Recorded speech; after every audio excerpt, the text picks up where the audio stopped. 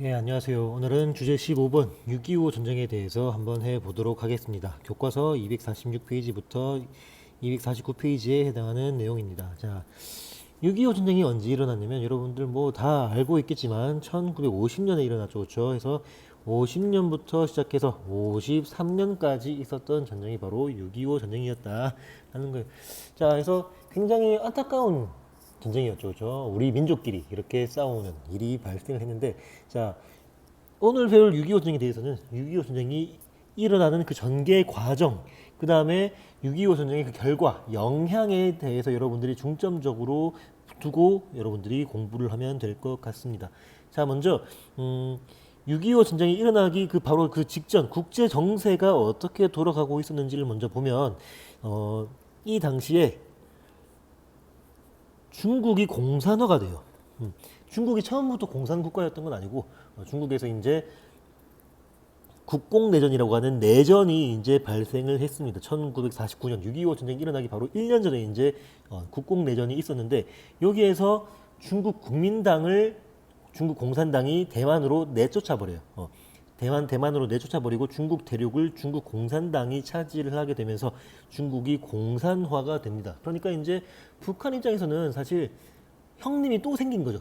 큰 형님 소련이 원래 있고 이제 둘째 형님으로 이제 중국이 이제 생긴 겁니다. 그런 상황이었다라는 거고, 그런 상황에서 이제 한반도에서는 38선을 기준으로 해서 남북한 사이에 군사적인 충돌이 계속해서 발생을 하고 있는 그런 상황이었어요. 그렇다 보니까 이승만이 이때 이제 어떤 얘기들을 많이 했었냐면 그 뻥카를 많이 날렸어. 뻥카. 그러니까 우리가 얼마든지 북한을 공격할 수 있다. 우리가 얼마든지 북한을 공격해서 평양도 점령할 수 있고 신의주까지 다 싹 다 밀어붙일 수가 있다. 라고 맨날 그렇게 허풍을 치는 거예요. 근데 이게 미국 입장에서는 그게 진짜 진지하게 심각하게 받아들여진 거예요. 그러니까 미국 입장에서는 우리가 지금 2차 세계대전이 끝난 지가 얼마 안 됐는데 지금 저 이승만이 얘기를 하는 걸 보니까 지금 또 전쟁을 하려는 것 같아. 그러니까 지금 한반도에서 전쟁이 일어나게 된다면 소련과의 전쟁을 또 해야 될 수가 있을 것 같아. 그렇게 되면 우리의 피해가 엄청나게 클 수가 있으니까 안 되겠어. 이 한반도에 있는 주한 미군을 어떻게 해야 되겠다? 철수시켜야 되겠다. 오히려 이제 이승만 입장에서는 오히려 역효과를 불러일으켰죠. 그렇죠? 북한을 겁먹게 하려고 그렇게 했던 걸 갖다가 이제 오히려 미국을 약간 좀 미국에게 안 좋은 영향을 주었다. 그래서 주한미군을 철수를 시키게 됩니다. 거기에다가 이제 또 미국이 어떤 발표를 하냐면 에치슨 선언을 통해서 에치슨 라인을 발표를 합니다. 이 당시에 미국의 국무부 장관이었던 에치슨이 했던 발표인데 어떤 선이냐면 어떤 라인이냐면 여기에 있는 이 미국의 태평양을 지키는 태평양 방위선 거기에서 한반도와 대만을 아예 빼버립니다. 그러니까 딱 일본까지만 지키겠다라고 발표를 한 거예요. 그러니까 만약에 지금 뭐 소련이나 중국이 일본을 공격한다면 미국이 어떻게든 일본을 지키려고 하겠지만 만약에 북한이 남한을 공격했다. 그러면 지금 에치스 라인에 지금 남한이 바깥에 있잖아요. 그렇죠? 그러니까 미국은 남한을 도와주지 않겠구나라고 생각을 하게 된다라는 겁니다. 그래서 이제 처음에는 소련이 그 북한이 남한을 공격하는 거에 대해서 소련이 처음에 반대했어요. 소련도 마찬가지로 2차 세계대전이 끝난 지 얼마 안 된 상태에서 또다시 세계대전이 일어날 수 있다라는 것을 우려해가지고 북한이 남한을 공격하려고 하는 것을 계속해서 반대하다가 에치슨 선언이 발표가 된 후로 이제 북한이 남한을 공격하는 것을 허락을 합니다. 그래서 이제 북한은 계속해서 전쟁 준비를 하게 되죠. 그렇죠? 소련으로부터 탱크도 지원받고 중국으로부터 군사 지원 약속도 받고 이러면서 전쟁 준비를 계속해서 하고 있던 그런 상황이었습니다. 그런 상황에서 이제 바로 일이 터지죠. 그렇죠? 1950년 6월 25일 새벽 4시 진짜 아주 취약했던 그 시간대에 북한이 기습적으로 남침을 하게 됩니다. 그래서 이 38선에서 북한군들이 이렇게 쫙 일제히 밀고 내려오게 돼요. 일제히 밀고 내려오면서 쫙 밀리긴 3일 만에 서울이 함락되고 이렇게 쫙 밀리다 보니까 이제 누가 참전을 하게 되냐면 유엔군이 참전을 하게 돼요. 유엔군.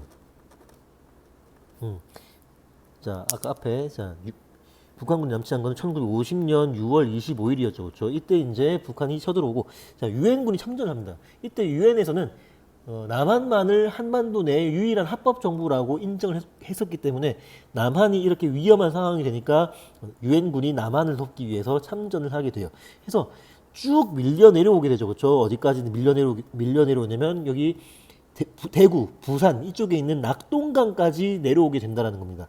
그래서 이 낙동강을 기준으로 해서 이제 북한은 어떻게든 여기를 뚫어내려고 하고 그다음에 유엔군과 국군은 여기를 어떻게든 지키려고 하고 여기에서 많은 전투들이 있었죠. 그렇죠? 이런 식으로 이제 낙동강 공방전이 이루어지게 되는데 이때는 시기가 대략 1950년 7월 달 그쯤으로 보면 됩니다. 자, 근데 지금 여기 보면 북한의 대규모 병력들이 지금 다 여기 내려와가지고 지금 다 있어요. 그렇다 보니까 이곳을 뚫어낸다라는 게 너무 어렵다라는 거예요. 그래서 이 당시 유엔군 사령관이었던 메가더 장군이 안 되겠다. 이렇게 해서는 안 되고 뭔가 이 상황을 뭔가 좀 전환시키려면 뭔가 획기적인 작전을 펼쳐야 되겠다라고 하면서 전개했던 작전이 바로 인천 상륙 작전이었죠. 그렇죠? 북한의 주력 군대들이 다 이쪽에 모여 있으니까 이렇게 뺑 돌아서 허를 치면 우리가 기습을 할 수 있지 않을까. 근데 뭐 북한이 바보가 아닌 이상 어느 정도 예상을 하겠죠. 상륙 작전이 있을 수도 있다. 그래서 이때 당시에 기습 작전, 이 상륙 작전이 성공할 확률을 10% 미만으로 많이 봤어요. 거의 실패할 거다라고 많이 생각했는데 어쨌든 성공을 합니다. 어쨌든 성공을 해서 이제 인천 상륙 작전을 계기로 이제 다시 전선 위로 쭉 올라가요. 전선 위로 쭉 올라가서 이제 국군과 유엔군이 이렇게 쭉 위로 올라가게 됩니다. 그래서 이제 압록강까지 진격을 하죠. 그렇죠? 이때가 이제 언제냐면 1950년 약 10월 달 그쯤입니다. 네. 이때 이제 압록강까지 진격을 하게 돼요. 근데 이때 이제 누가 이 전쟁에 개입을 하냐? 중국군이 개입을 하게 됩니다. 중국군이 이제 개입을 하게 되면서 중국은 인구가 많잖아요. 그렇죠? 중국은 인구가 많다 보니까 인해 전술로 갔다가 아주 그냥 계속해서 밀고 내려와요. 계속해서. 그렇다 보니까 이제 다굴 앞에 장사 없다고 그냥 쭉 이제 유엔군과 국군도 이제 후퇴를 할 수밖에 없었던 거예요. 그래서 이제 1951년 1월 달에 일사 후퇴가 있습니다. 그래서 이제 다시 압록강까지 진출했던 병력들이 다 밑으로 내려오면서 다시 서울을 빼앗기고 밑으로 38선 밑으로 내려오게 돼요. 그래서 이제 여기에서 이렇게 싸우게 됩니다. 여기서 이렇게 싸우다가 이제 다시 재반격을 하죠. 그렇죠? 재반격을 해가지고 유엔군과 이제 국군이 다 재반격을 해서 서울을 재탈환하기도 합니다. 근데 이제 이때부터는 전선이 어떤 식으로 되냐면 38선 부근에서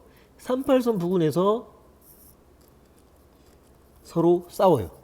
이게 막 전선이 이전처럼 확 올라갔다 확 내려갔다 이러지 않고 38선 부근에서 왔다 갔다 하게 된다라는 겁니다. 그러니까 이제 지금 보면 이때가 지금 전선이 교착되는 시기가 지금 51년 1월 달 이 무렵이죠. 그렇죠? 지금 보면 전쟁이 터지고 나서 약 1년 정도가 좀 안 됐는데 1년 좀 안 된 상황인데 지금 다시 원상복귀가 됐다라는 거예요. 원상복귀. 다시 원상복귀가 됐는데 그 사이에 수많은 사람들이 죽었죠. 그렇죠? 그렇다 보니까 이건 좀 그렇다. 이 전쟁이 언제까지 이렇게 될지 모르겠고 전쟁을 좀 빨리 끝내는 게 좋지 않겠냐라는 그런 주장들이 슬금슬금 나오고 있을 무렵에 이제 우리 전쟁을 그만하자라고 이제 제안을 하게 됩니다. 누가?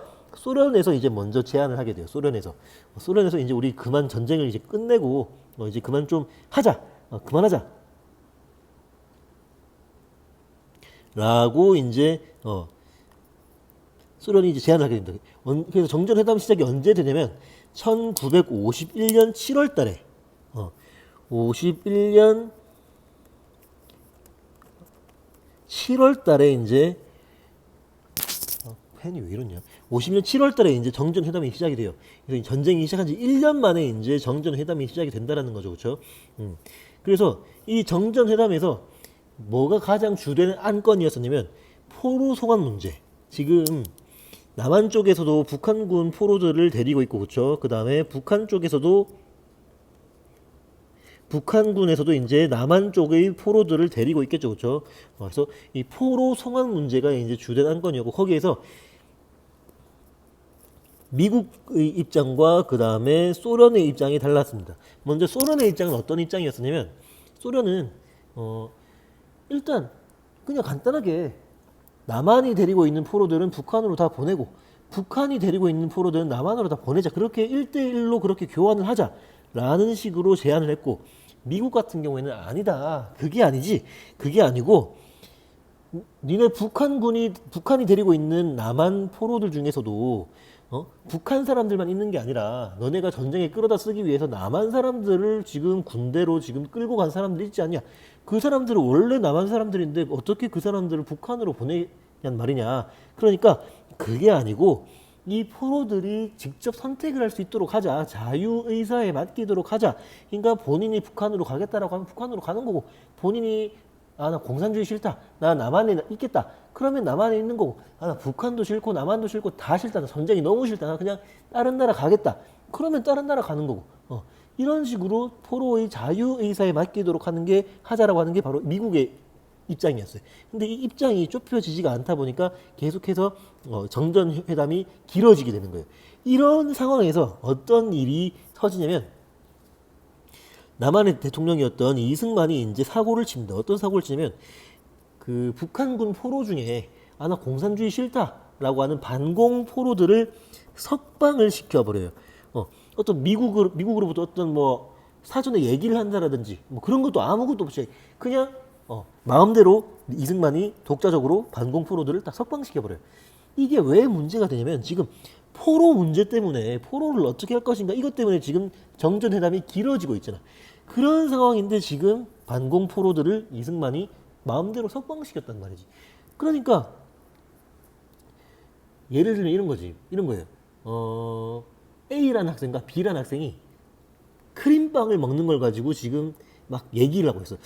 반을 쪼개려고 하니까 완전하게 반이 안 쪼개져가지고 한쪽은 크림이 조금 더 많고 한쪽은 크림이 조금 적어.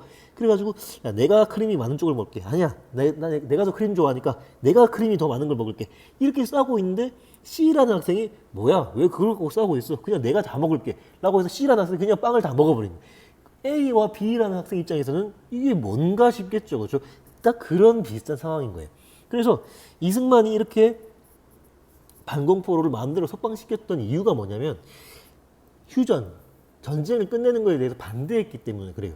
이승만은 끝까지 전쟁을 하고 싶었기 때문에, 끝까지 전쟁을 해가지고 통일을 원했기 때문에 이승만은 이렇게 반공포로들을 석방을 시켰다라는 겁니다. 자, 근데 이제 이거에 대해서 미국이 큰일 났다. 얘 왜 이러냐 이러면서 이제 대체 원하는 게 뭔데? 라고 해가지고 이제 이승만 정부 쪽에서 이제 우리가 원하는 거는 통일을 원한다. 근데 통일이 정 안 되겠다면 지금 저렇게 북한을 저렇게 가만히 냅두면 쟤네가 언제 또 우리를 다시 쳐들어올지 모른다. 그러니까 니네 철수시켰던 그 주한미군 다시 한반도에 주둔시켜, 우리나라에 다시 주둔시켜라. 그렇게 하면 너희가 우리를 지켜줄 수 있지 않겠냐. 그러면 우리도 휴전에 동의하겠다. 라고 그렇게 얘기를 해요. 그렇게 해서 이제 약간 좀 이승만을 좀 달래고, 그렇게 하고 나서 이제 다시 정전회담을 마저 진행을 해서 이제 정전이 이루어지게 됩니다. 언제 이루어지냐면 1953년 7월 27일 날. 이때 이제 전쟁이 일어나고 나서 3년 만에, 그리고 정전회담이 시작된 지 2년 만에 정전이 돼요. 그래서 그러면 이 사이에 전쟁 안 하고 그냥 계속 쉬고 있었냐? 아닙니다. 이때에는 이 38선을 중심으로 해서 정말 치열한 전투들이 있었어요. 그러니까 막 어떤 특정한 이름 없는 고지, 어떤 산, 이런 거 하나 차지하겠다고 막 서로 막 엄청나게 많은 군인들이 죽어나가고 막 그런 일들이 있었습니다. 사실 1년 동안 이렇게 막 압록강까지 갔다가 낙동강 갔다가 이렇게 왔다 갔다 하는 사이 이 시기보다 여기 이 전선이 교착되었던 이 시기에 더 많은 사람들이 사망을 해요. 그런 일들이 있었고, 자, 어쨌든 이렇게 53년 7월 27일 날에 이제 전쟁이 끝이 나게 됩니다. 그래서 이때는 이제 우리나라에서 동해안 지역, 저기 강원도 쪽에서 이제 우리가 좀 더 위에 있었고, 그 다음에 경기도 지역 이쪽에서는 북한이 조금 더 우위를 점하고 있었기 때문에 휴전선이 이걸 따라서 휴전선이 이렇게 만들어진다는 거예요. 우리가 이제 약간 동해안 쪽에서는 약간 조금 더 위에 있고 북한이 경기도 쪽에서는 남쪽에 있고 그래서 저기 설악산이 원래 저기 38선보다 위에 있습니다. 38선보다 위에 있는데 지금 설악산 우리나라 땅이죠, 그렇죠? 바로 이때 우리가 강원도 지역에서는 38선 위에까지 우리가 차지했기 때문에 그렇다는 거고, 그 다음에 이제 서울 조금 위에 가면 개성이 있는데, 개성이 6.25 전쟁이 일어나기 전에는 원래 우리 땅이었어요. 원래 우리 땅이었는데, 이게 6.25 전쟁이 하는 동안에 이때 정전이 되었을 때 이때에는 이 지역이 북한이 차지하고 있었기 때문에 지금도 여기는 개성이 북한 땅이죠, 그죠? 그래서 지금까지도 이렇게 휴전선을 기준으로 해서 남과 북으로 나뉘어져 있다라는 얘기입니다. 자, 이렇게 해서 이제 그러면 6.25 전쟁 영향은 그러면 뭐가 있냐? 자, 당연히 전쟁이 일어났으니까 인적, 물적 피해 어마무지했겠죠, 그렇죠? 네. 인적, 물적 피해가 엄청났다. 그러니까 이제 당연히 남북한 사이 적대감이 엄청나게 올랐겠죠. 지금까지도 적대감은 여전히 남아있는 상태입니다. 그렇죠? 그래서 이렇게 적대감이 높아졌다. 그러면서 이렇게 적대감이 높아진 것을 이제 그 당시 남북한의 지배자들, 정치 지도자들이 이용을 하게 됩니다. 그래서 남북한의 독재 체제가 이제 이루어지게 됐는데 남한에서는 이제 저 북한 놈들 때려잡아야 되지 않겠냐라고 하는 반공주의를 내세워서 독재 체제가 이루어지게 되고 북한에서도 마찬가지로 이제 김일성이 저 남한 종갓나 새끼들과 저 내통한 놈들 싹 다 싸그려 죽여야 되지 않겠냐라고 하면서 김일성의 1인 독재 체제가 이때부터 이제 만들어지게 됩니다. 그래서 남북한의 독재 체제가 6.25 전쟁의 영향으로 만들어지게 되었다라는 거고, 자, 그 다음에 이제 6.25 전쟁이 끝나고 나서 남한의 주한 미군이 주둔을 하게 되죠, 그렇죠? 그래서 이제 한미 동맹이 바로 이때부터 이루어지게 됩니다. 바로 한미 상호 방위 조약이라는 것을 통해서 이제 한미 동맹이 체결이 되고. 주한미군이 우리나라에 주둔을 하게 되죠. 그렇죠? 지금까지도 주한미군이 있죠. 그렇죠? 자, 그 다음에 이제 우리나라에 이제 미국의 영향력이 커졌다고 한다면 반대로 북한은 어떤 나라의 영향력이 커졌을까요? 중국의 영향력이 커졌겠죠. 그렇죠? 중국이 많이 도와줬으니까 북한을. 그 다음에 또 일본 같은 경우에는 이제 2차 세계대전이 끝나고 나서 아주 그냥 몰락한 상태였어요. 아주 몰락한 상태였었는데 이때 6.25 전쟁을 겪으면서 일본은 반대로 전쟁 특수를 누립니다. 아주 전쟁을 통해서 경제가 완전히 살아나요. 경제가 완전히 살아났는데 이때 이제 뭐 전쟁에 필요한 물자들 이런 것들을 다 일본에서 생산을 했다 보니까 이런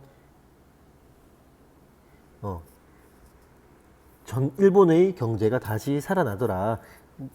약간 좀 우리나라 입장에서는 약간 좀 이게 좀 뭔가 싶은 그런 결말이긴 하죠, 그렇죠? 그래서 이렇게 6.25 전쟁에 대해서 한번 살펴봤는데, 자, 다시 한번 말을 하자면 6.25 전쟁을 볼 때에는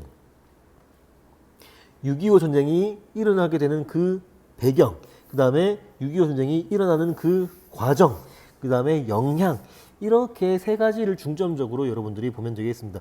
여기 보면 지도 보면 선생님이 좀 발로 그린 것 같은 이런 지도가 있는데 교과서에 보면 지도 잘 나와 있습니다. 그래서 지도 보면서 6.25 전쟁이 어떻게 전개가 되었는지 그거를 여러분들이 공부를 하면 될 것 같습니다. 자, 영상 보느라고 수고 많았습니다.